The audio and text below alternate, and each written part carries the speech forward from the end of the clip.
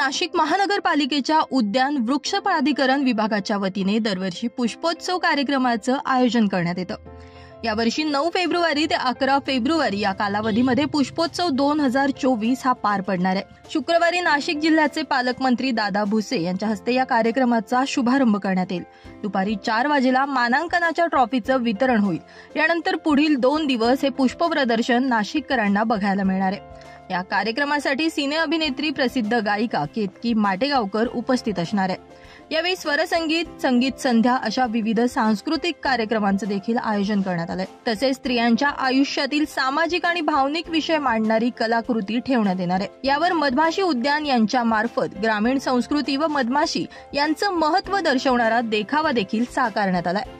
नाशिक महानगरपालिकेच्या इमारतीमध्ये गुलाब पुष्प, पुष्परचना, शुष्क काष्ट, मोसमी बहुवर्षीय फुलं, झुलती परडी, बोन्साय, कॅक्टस, भाजीपाला, मुख्य स्टेज व नर्सरी स्टॉल आणि पार्किंगमध्ये फूड स्टॉल असणार आहेत। सर्वसामान्यांसाठी या पुष्पोत्सवामध्ये मोफत प्रवेश ठेवण्यात आला असून तरी या पुष्पोत्सवाला नाशिककर आणि पुष्पप्रेमींनी भरभरून प्रतिसाद द्यावा असं आवाहन नाशिक महानगरपालिकेकडून करण्यात आलंय। सर्वप्रथम माझा सर्वांना नमस्कार। महापालिकेच्या माध्यमातून आपण 9, 10 आणि 11 या 3 दिवसांमध्ये आपण पुष्पोत्सवाचं आयोजन केलेलं आहे आणि या पुष्पोत्सवाचं आयोजन महानगरपालिका जवळपास 1996 पासून करत आलेला आहे।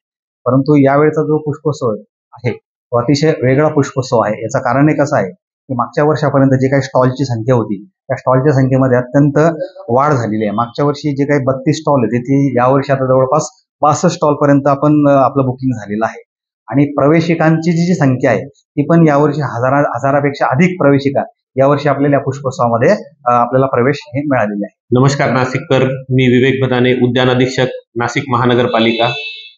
1996 पासून चालू असलेला पुष्पमहोत्सव आजपर्यंत कायम आहे आणि ह्या वर्षाचा पुष्पमहोत्सव जो आहे तो बऱ्यापैकी आगळा वेगळा आहे। मागील वर्षापेक्षा 3 पट अधिक लोकांनी ह्या वर्षी पुष्पमहोत्सवामध्ये सहभाग घेण्यासाठी नोंदणी केलेली आहे। तरी सर्व नाशिककरांना मी आवाहन करू इच्छितो की या वर्षाच्या पुष्पमहोत्सवामध्ये आपण सगळ्यांनी सहभाग घ्यावा, सगळ्यांनी पुष्पमहोत्सव बघण्यासाठी यावं।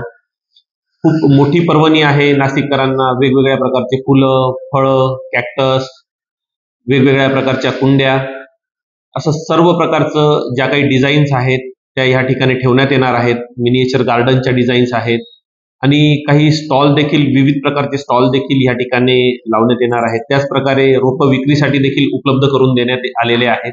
प्रवीण काळबांडे, 9 न्यूज महाराष्ट्र, नाशिक।